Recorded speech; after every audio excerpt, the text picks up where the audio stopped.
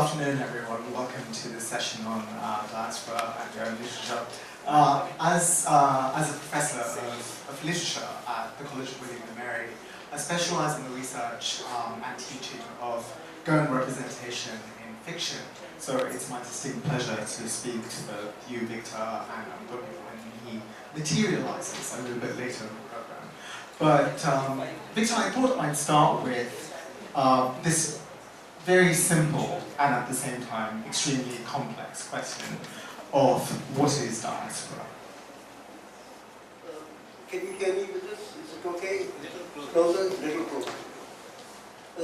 Diaspora, I think, is born out of wanderlust, which is something that we are all born with in Goas. Everybody wants to go somewhere else for a while, around the world. You can't help it if you stand on the beach in Kalagut and you look out. On the other side of that blue stretch of water, there's Africa, there's Europe, there's Arabia, all kinds of America. And we, a lot of us, of the population, sails, we're on ships, we come back with stories, and then we wander away looking for jobs or a better life, or just learning sometimes, going to foreign universities, and then deciding to stay there. So the diaspora is a group of us who are overseas. Now I left Goa first in 1939 to go to Bombay. And since that time I've been living elsewhere. In the United States since 1956. But this is my home. We, when we are there, we have some kind of a tie to Goa that never goes away. This is where we are born, this is where we have inherited the culture, we are there. And as an example of how this functions, we lived there and we raised our families there. And my father used to come from here in days when travel was much slower and arrive in New York. And we would say to him, why don't you come and live with us? And he would say, we'll come and visit you, but I want to leave my homes in Goa. Now, I have the same thought now that I'm reaching the end of my life. I want to be with my family there, but I want to leave part of me in Goa.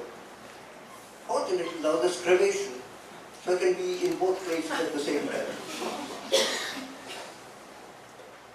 The diaspora is a section of the population, but it's also the feeling that is within them, a link to the homeland. Thank you, Victor. We've just been joined by Dr. Anthony Gomes. Do you prefer Antonio or Anthony? Or does it not matter? Pick your choice. All right.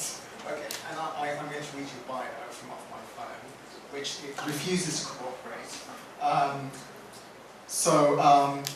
Dr. Gomes is a native of Goa. He's a professor of cardiology and director of the Cardiac Electrophysiology Consultative Service and senior consultant at the Mount Sinai Medical Center in New York City. Dr. Gomes has authored more than 170 original scientific publications,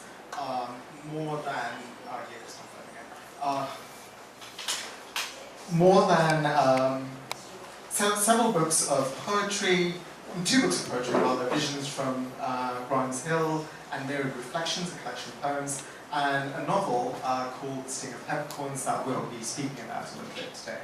Antonio, you walked in just as Victor was fielding the question of the meaning of the word diaspora. So if you'd like to share your thoughts on that subject and how you define the term, please.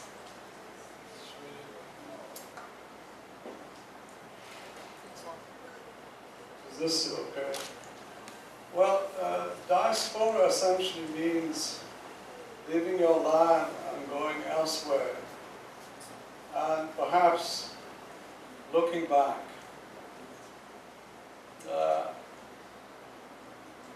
Coming from Goa, and I was exposed to a dual culture in the sense that I schooled in Bombay from the age of 9 to the age of 10. I'm sorry, from the age of 9 to the age of 14. And when my father retired, I came down to Goa. Of Of course, my mother cheated me. She told me after the holidays, you go back and study at St. Mary's, where I had all my friends. But then she changed her mind. And she said, no, I'm sorry, you got to go to the school here in Aldona, which was very hard for me, coming from Bombay and living in the village at that time. And hardly anybody spoke English as well, and we spoke Portuguese at home.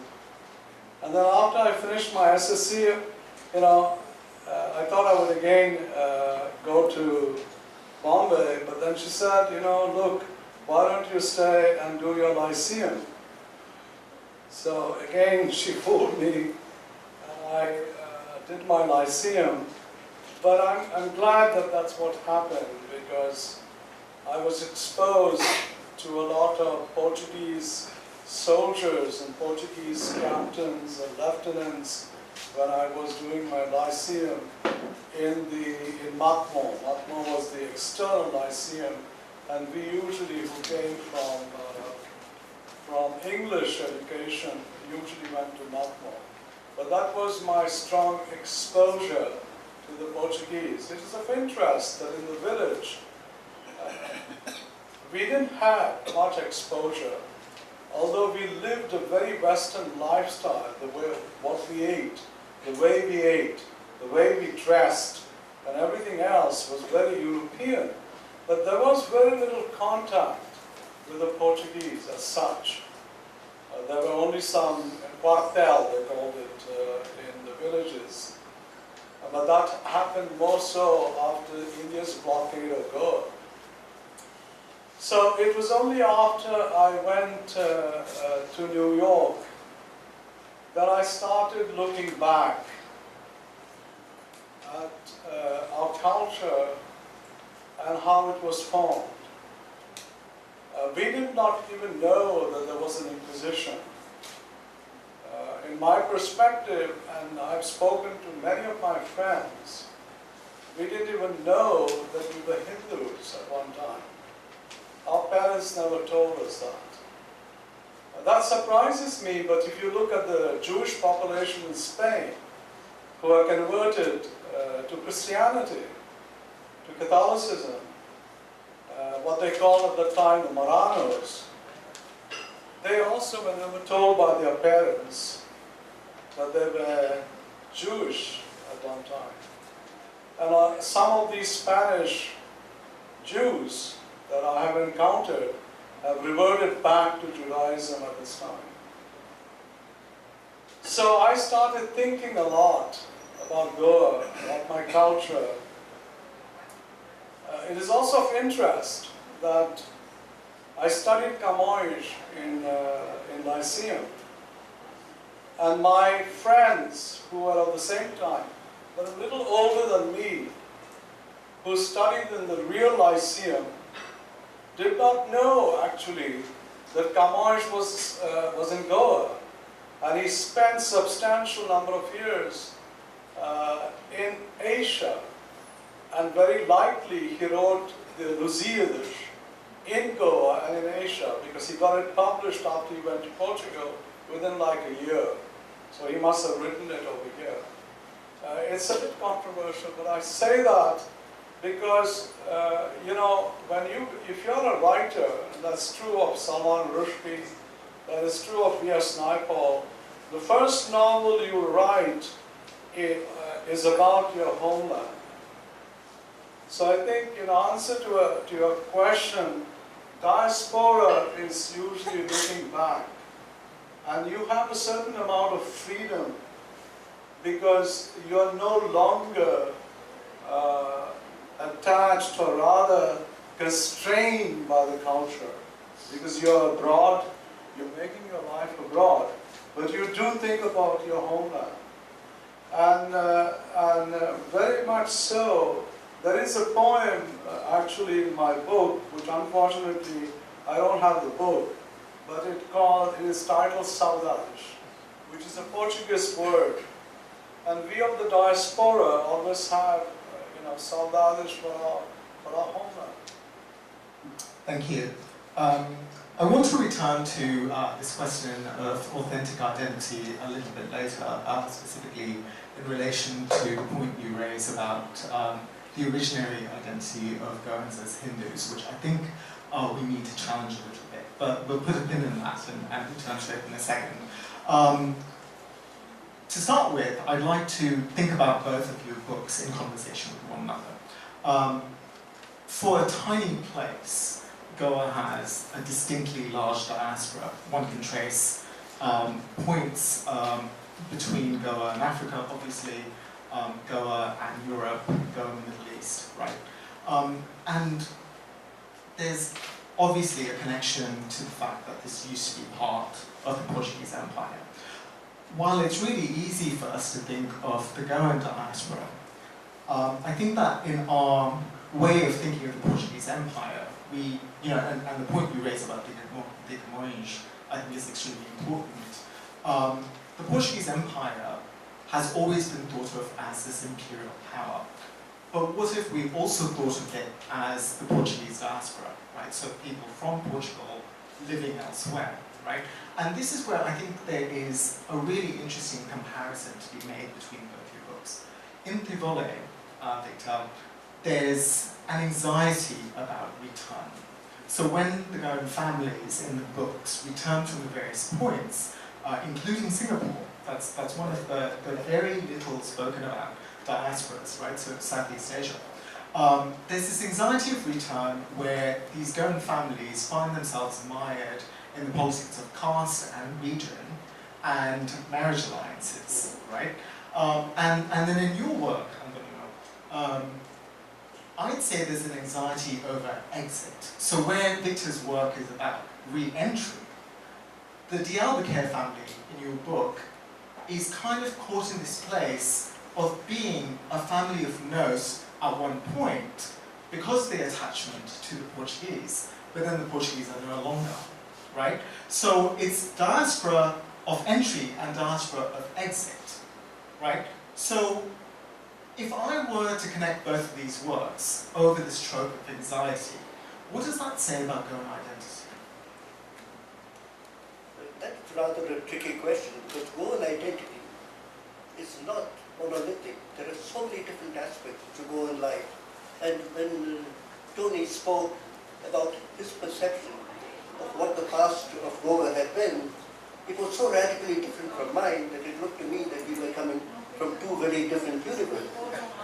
We grew here like him in Purvani, and much of our family is here, part of our family is in South Goa, but we knew that we were descended from Hindu families. Our home, which is 400 years old, is a Hindu home. We even have a courtyard, which is a Hindu courtyard. The only thing we don't have is a Tutsi plant. Otherwise, we even know our Hindu name.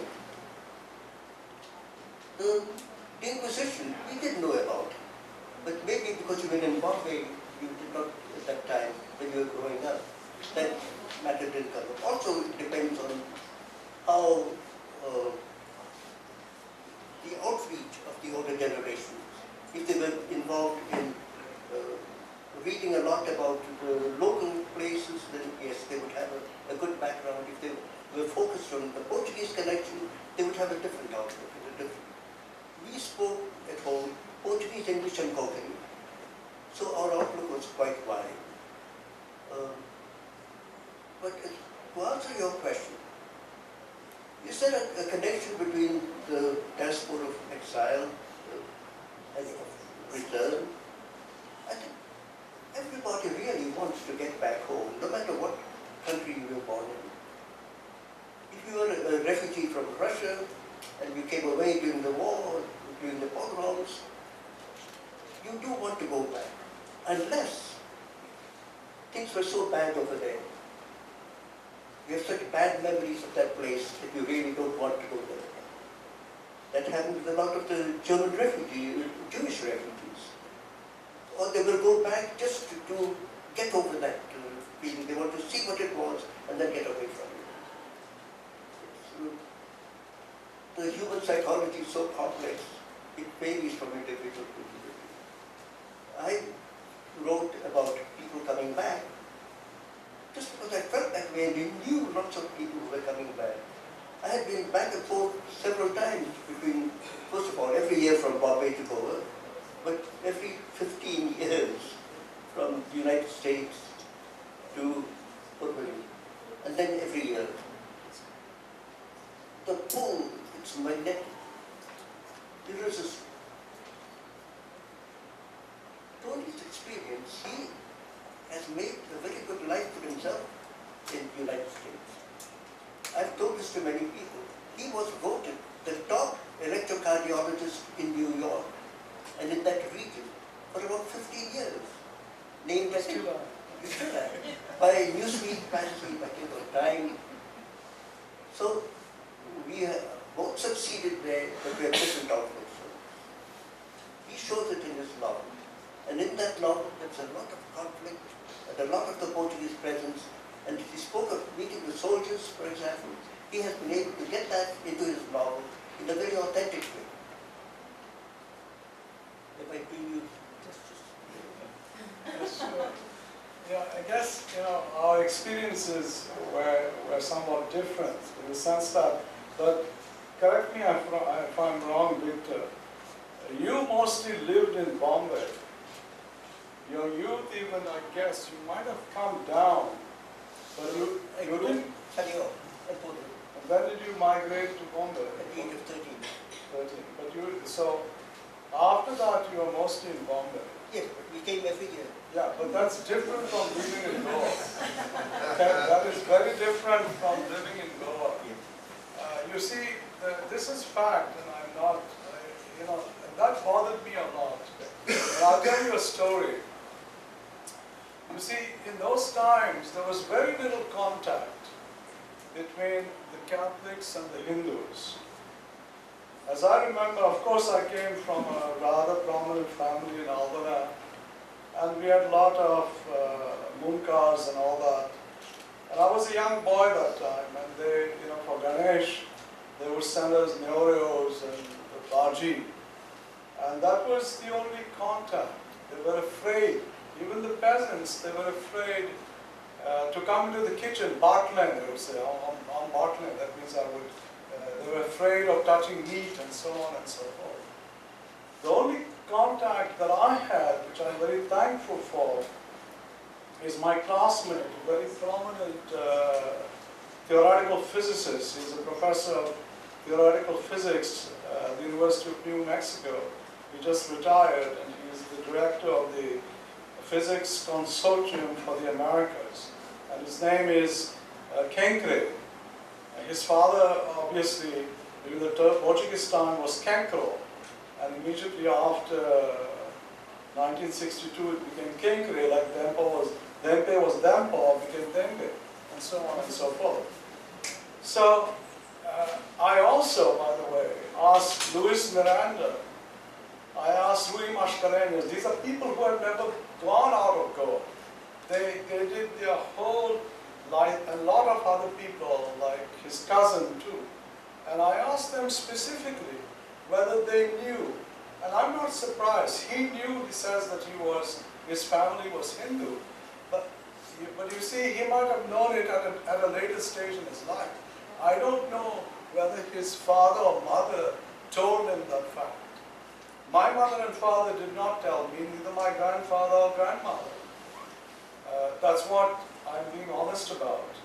And they did not know either. For example, my wife, Marina Flores, my first wife, she knew, but that was much, much later. We were not taught in school or whatever.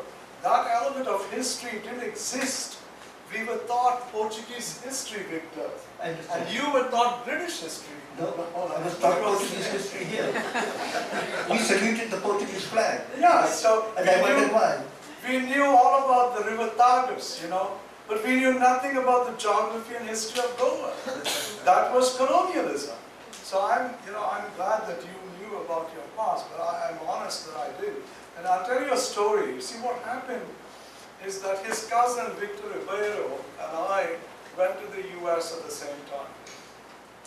And in his building, there was a Jewish man who was very close to India for whatever the reason. So, finding out that he was originally from India, he invited him for dinner, and then, Daniel told, his name is Victor too, so Victor told his friend that, I'll bring my friend and his wife. That Victor Ribeiro, I get his bills and he gets my checks.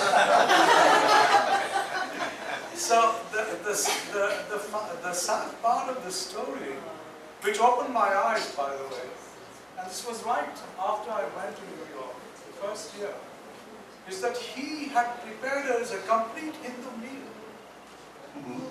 His music was Indian, which was strange to us because, at that time, by the way, I ate tandoori chicken first time in New York. I'm There was no tandoori chicken in Goa. Don't pay me for that. I'm just saying. So, you see, what I'm trying to point out is that, yes, and he was very disappointed actually when we told him about our culture, which our culture was European. He didn't expect that. He expected us to, and he prepared everything. The whole meal was an Indian meal that he had cooked. The music was Indian. So, Thank you. and just one word. Sure. It was an eye-opener for me. And I started looking backward and finding out and investigating my culture and so on and so forth. So that was the opening. I'm not a historian of cuisine, but I'm pretty sure tandoori chicken is Mughal, which is not Hindu, right? It's fascinating, Antonio, that you say that during the time you're right. It's fascinating that you say that you were being educated in Portuguese history. One would argue that in Goa today, one is far more likely to be educated in mainstream Indian culture and history than the specificities of Goan cultures, traditions, and history. So, if one were to overlay one of these over the other, one could argue that there is a continuing colonization of Goa by mainstream India. This question you raise about authenticity and true identity and coming to learn of it elsewhere, right? I wonder what that does for us to discover the possible truth that one's family were converted from another faith, right? And I want to temper this with a few observations. So, for example, the term Hindu doesn't actually arise till about the 18th century, right? Which communicates to us that it is then an imposition, a colonial imposition, on various faiths that are conglomerated and thought of as being Hindu, right? So the idea of Hinduism as an originary faith is something we need to challenge a little bit, right? And this is where caste comes in a little bit as well. So when we speak of a de facto Hinduism, are we in fact speaking of Brahmanism, right? And the possibility that converts were in fact Jewish and were also Muslim, right? So Hinduism was not a given across, like you said. There's no one way of being Goan, and there's not just one Goan identity, right? So the idea that there was only Hinduism prior to the arrival of the Portuguese is something that we need to think about a little bit. Additionally, I think we also need to think about this idea of conversion as being something that was forced upon Goans who were Hindu or otherwise, right? So one of the major targets of the Inquisition, as new records have shown, or actually all records that have been newly discovered, even in Goa, as in Spain and Portugal, were Jewish conversos, right? So even more than Hindus, who were far smaller in number as a group that were targeted by the Inquisition. It was actually people of other faiths. Francis de Tours, who is at the Alferes, in a play of his, says, "How can you call me a convert 4 centuries after, the arrival of the Portuguese?" Meaning that there is not only choice, but when someone is born into faith, right? The idea that they're still converting today is a little bit problematic because it assumes that one can and should return to an originary faith, and that being Catholic is not only someone's choice, but also a false identity. And Victor, you can chime in as well. Well, yeah. What do you want to start? Well, I did feel rather left out because I'm you're sorry. talking directly I'm to sorry. me, and that is not I'm fair. sorry. No, you're absolutely right. Okay. Okay. All right. Okay. What was your question? I'm sorry.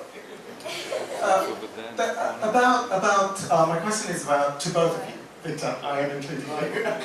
is about relying on this idea that Goans are originally and only Hindu. Okay. That Goa at the time when Goa was conquered was under the Muslim rule. Actually Timoja assisted Alphonse de Albuquerque to reconquer Goa, and he slaughtered all the Muslim males and encouraged his soldiers to get married in the local, which were actually the wives of the Muslims, because they were fairer, they were more equal, but they were Turkish. But anyway, you see, your question is absolutely, you have a point there. If you have been converted 4 centuries back, right, what does it mean? You are a Christian or a Catholic. Now, this thing that Victor raised, by the way, he talked about the courtyard, the Raj, that name, the Raj Angan, Pudi and Vasari, that comes into our homes from our Hindu ancestors. But we did not know that. We know it now. I did not know that as a child. Nobody, my parents didn't tell me. I don't think they knew it themselves. You see? So there is another thing. The Quarto do Afar, the oratory, they don't have it in Portugal. They don't have it in Spain. That is also a Hindu tradition that we kept, you see. But of course we got rid of the Tulsi plant. So in your question, yes, what does it matter? It doesn't matter at all. To me it doesn't matter. I don't have an embarrassment for that. Or the only thing that I don't know what my ancestors felt at the time of conversion. That is a big hole in me. Why is it? Does it matter? Certainly doesn't matter. But it's the same thing as if you look at, you can now, which is my curiosity as well, you can now know your ancestry by genetic analysis. All that you got to do is send your DNA, and they will tell you, how much, what is the percentage. If you have European ancestors, if you have Asian, whatever. I did send twice, but they turned it down that didn't have enough of DNA. So they Not enough DNA? no, I'm from Mars. I'll probably give you some of mine. So anyway, I'm going to try the ancestry.com. I tried 23 and 20. So just to tell you a simple story, the other day there was a man who was African American, quote unquote, and he had married a white woman. She, considered him as African American, and her family considered him as African American as well. So he did a DNA analysis. He was 60% European. So what I'm trying to tell you is that we have an interest in knowing our background. Not that it matters at the end. Of course it mattered to him because he was considered African American because of his skin color, but he's really not. He's more than 60% white. So I think it's more of an interest of knowing what you are, your culture, your background, and so on and so forth. And I think this varies by family. My sister Camilla told me that we could trace our ancestry back for centuries, not through DNA, but through the boat.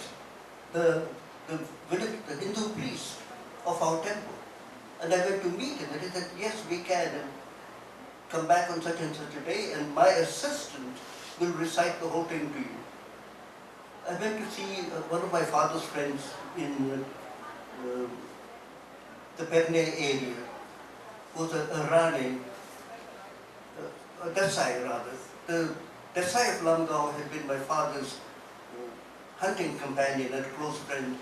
His sons said, your family, this name, collected taxes from these villages. And this sort of information that perhaps was not common in Catholic families was widely known amongst the Hindus, and it depended on what your own Hindu contacts were. We had a lot of Hindu contacts, a lot, especially in Goa, not only because of the woodcuts, but because of some of the Hindu professionals. Even the Hindu professionals and lawyers who spoke Portuguese and were proud of speaking Portuguese, they did not lose contact with the local population. But there were other families that were, that more or less dealt only with their own circle, which happens in any culture. My cousins the Mirandas were a tightly knit group, but they were such a large family that they dealt with each other and with us.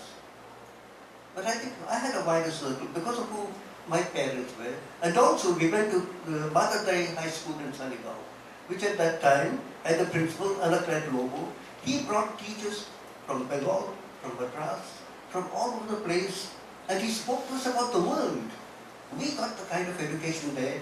When I went to St. Mary's, they told me, the head of the class there, oh, you have come from a small school in Goa, I'll help you.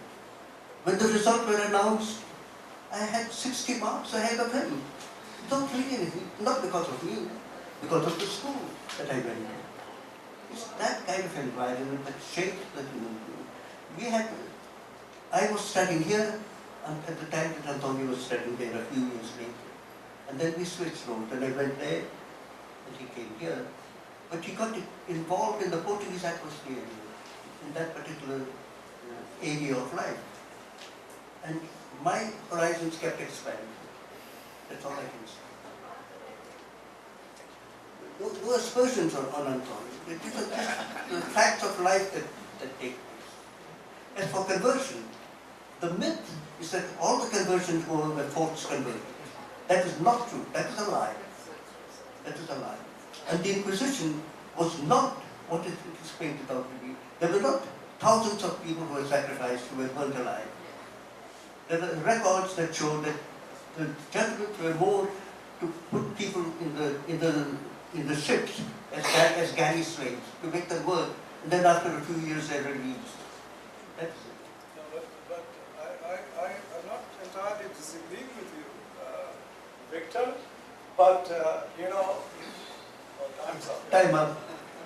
I get you. Sorry, just 1 second, Antonio. Do we have time?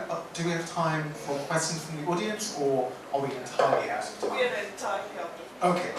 Well, let me please thank Antonio and Victor for a very stimulating conversation. Thank you very much for attending. There's other sessions, and we'll see you around. Thanks a lot. Thank you for coming.